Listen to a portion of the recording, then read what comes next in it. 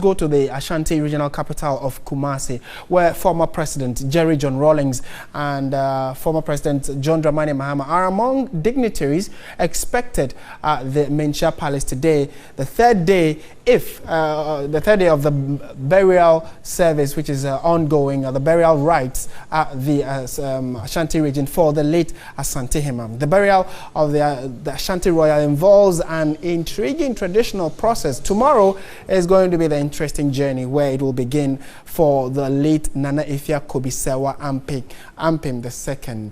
And so let's go to Catherine Frimpoma, who is in the Ashanti region. You can see her clad in black and giving us an update.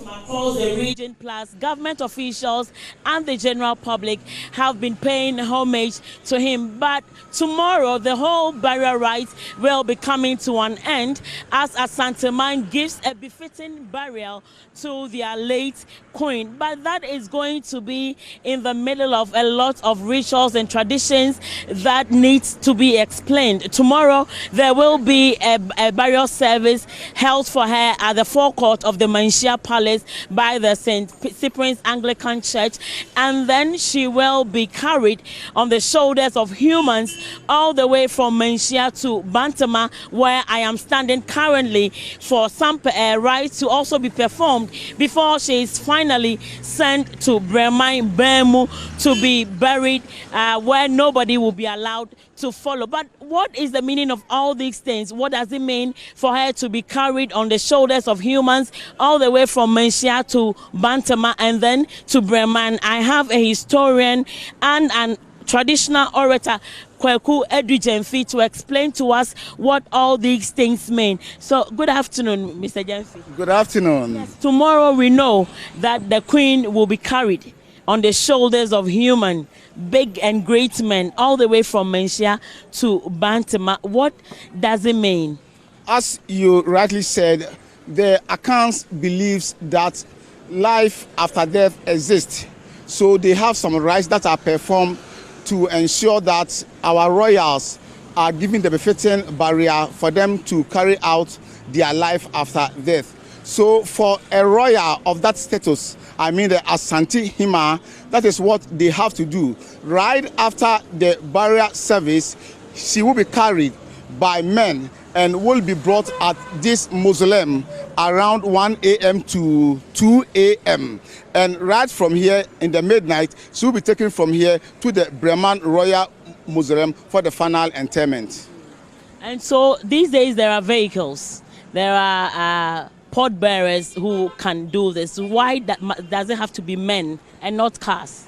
You see, tradition is very dynamic. And as you are all aware, the Ashanti holds legacy with regards to their tradition. So in times of such nature, they need to portray to the people to know what they have in store with regards to tradition. And a person of her caliber, like the Asantehemaa, I don't think we have to change everything. We have to ensure that tradition is in course. So that is why they have to carry her on shoulders to be brought to this royal mausoleum. And why Bantama? There are several places in Kumasi, several suburbs. Why must she be brought specifically to Bantama? As you can see just behind us, this royal mausoleum was erected in 1930. It was done by the then Kumasi Hene with the Amahene of the Ashanti. You know, Okonfo Anoche made the Ashanti to become one kingdom. So when they came into that union, they decided to have a place for the royals to be kept after their death.